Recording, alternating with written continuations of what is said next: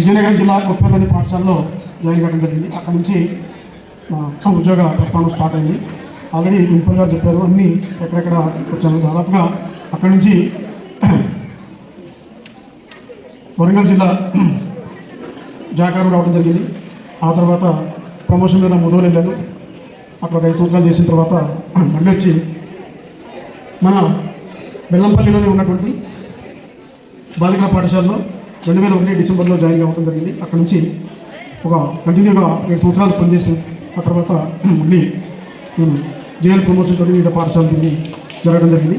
చివరిగా 2023 నవంబర్లో సత్తుపల్లి కళాశాలలో జూనియర్ లెక్చరర్గా జాయిన్ అయ్యాను. అయితే అక్కడ స్ట్రెంత్ లేకపోవడం వల్ల కాలేజీలో డిప్రెషన్ మీద మన పాఠశాలకు రావడం జరిగింది. అయితే యాక్చువల్గా ఈ పాఠశాలలో నేను మరిపేటలో పనిచేస్తున్నప్పుడే మధ్యలో నేను ఇన్ఛార్జిగా ఇదే బెల్లంపల్లికి 2014 జూన్ 9న ఇక్కడ రావడం జరిగింది. ఇదే పాఠశాలని నేనే ఓపెన్ చేశాను. ఈ పాఠశాల ఎక్కడ ఉండేదంటే రణగంబాల బస్తీలో ఉంది. అయితే ఒక 5 నెలల పాటు పనిచేయడం జరిగింది. ఆ తర్వాత వేరే వేరే కారణాలతో మళ్ళీ నేను వెనకపోవడం జరిగింది. కానీ ఆ 5 నెలల్లో కూడా ఆ పాఠశాలని ఓపెన్ చేసి అనేక మంది విద్యార్థులను జాయిన్ చేసి అప్పుడు ఈ బిల్డింగ్స్ అని కడుతూ ఉన్నారు.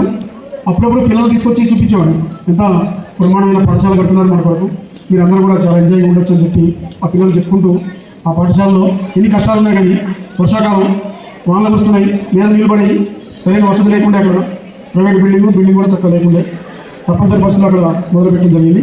పిల్లలు ఇబ్బంది పడ్డా కానీ ఈ పాఠశాల కడుతున్నారనే సంతోషంతో వాళ్ళు హ్యాపీగానే ఉన్నారు. అప్పుడు కొద్ది మందితోనే ప్రారంభమైనప్పుడు కూడా అందరు పిల్లలు, నేను కూడా అక్కడే ఉండేవాడిని, దగ్గరలోనే ఉండేవాళ్ళం, చాలా హ్యాపీగా ఉండేవాళ్ళు.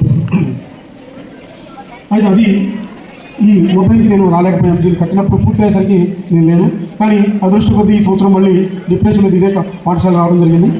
చివరి వరకు కూడా రెగ్యులర్ ప్రిన్సిపాల్ ఇస్తామంటూ కొనసాగినటువంటి ఇది మరి అనేక కారణాల వలన సెక్రటరీ మారిపోవడం వలన అది సాధ్యపడలేదు. లేకపోతే నేను 2వ నెంబర్లోనే ఉన్నాను ప్రమోషన్ లిస్టులో. ఇక్కడే రెగ్యులర్ ప్రిన్సిపాల్గా అయ్యి రిటైర్ కావాల్సి ఉండే, సరే అది కాలేదు. అయినా కానీ ఈ పాఠశాలలో ఈ బెల్లంపల్లిలో అధిక సంవత్సరాలు పనిచేసి ఉండటం వల్ల ఇక్కడనే రిటైర్ అవుదామని ఆలోచన కూడా ఉండే. తర్వాత ఏమైతే ఈ విధంగా ఈ రోజున నేను మరి ఇక్కడ ఇంతమంది పిల్లలు మీ అందరి సమక్షంలో ఈ కార్యక్రమాన్ని నిర్వహించుకోవడం, దీన్ని ఇక్కడ ఉన్నటువంటి స్టాఫ్ ప్రిన్సిపల్ అందరూ కలిసి చాలా చాకచక్యంగా కొంచెం గొప్పగా ఏర్పాటు చేసి ఈ ప్రోగ్రామ్ని సక్సెస్ చేసినందుకు మన పాఠశాల టీచర్లందరికీ అలాగే ప్రిన్సిపల్ గారికి మరియు మీకు అందరికీ కూడా నేను థ్యాంక్స్ చెప్తున్నాను. అయితే ఈ రోజున ఎక్కువ కాలం 6.5 సంవత్సరాల పాటు ఈ బెల్లంపల్లిలో ఉన్నటువంటి గర్ల్స్ పాఠశాలలు ఆ పాఠశాల కూడా నేనే ప్రారంభించిన 6.5 సంవత్సరాల పాటు కంటిన్యూగా ఉండటం వల్ల ఈ రోజున అప్పుడు చదువుకున్న పిల్లలందరూ కూడా వాళ్ళందరినీ కూడా ఇప్పుడు కూడా మర్చిపోకుండా గత 22 సంవత్సరాల తర్వాత కూడా ఇక్కడికి ఇంతమంది అప్పుడు చదువుకున్న విద్యార్థినులు ఈరోజు పెద్దవాళ్ళై అనేక వృత్తుల్లో తర్వాత ఉద్యోగాల్లో రకరకాలుగా వాళ్ళు స్థిరపడి ఎక్కడెక్కడ ఉండి కూడా ఈరోజు కబురు పెట్టగానే ఈరోజు నా రిటైర్మెంట్ గెట్ టుగెదర్ అంటే మొత్తం వచ్చినందుకు వాళ్ళందరికీ కూడా పేరున ధన్యవాదాలు తెలియజేస్తున్నాను. గుర్తుపెట్టుకుని మరి వచ్చిన నా స్టూడెంట్స్ అందరికీ కూడా ఈరోజు వాళ్ళందరూ కూడా నేను గడపడంటాను. ఎందుకంటే మళ్ళీ పిల్లలు వచ్చి ఆ సంతోషాన్ని పంచి గొప్ప మెమరీగా ఉండేటట్లుగా వాళ్ళు చేసినందుకు వాళ్ళందరికీ కూడా పేరున నేను వారికి కృతజ్ఞతలు తెలియజేస్తున్నాను. అలాగే ఆ రోజున ఆ పాఠశాలలో పనిచేసినటువంటి స్టాఫ్ కూడా ఇక్కడ మా ఎదురుగా ఉన్నారు.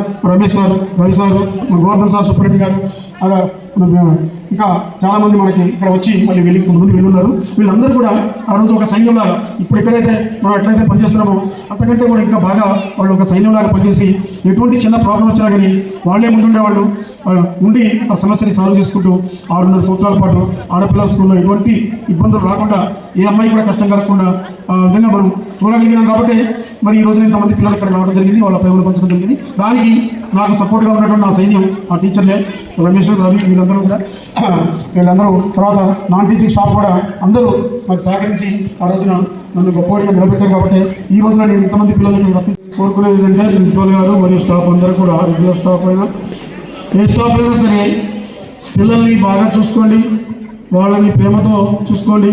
చదువు చెప్పడం ఒక ఎత్తు అయితే వాళ్ళని ప్రేమగా చూసి బడిలో నిలిచేటట్టు చేయడం, తర్వాత వాళ్ళకి ఎటువంటి సమస్య వచ్చినా మేము ఉన్నామని చెప్పి, తల్లిదండ్రులు లేరు కాబట్టి ఇక్కడ మేము ఉన్నామని చెప్పి వాళ్ళకి భరోసా ఇచ్చి వాళ్ళని మంచిగా తీర్చిదిద్దడానికి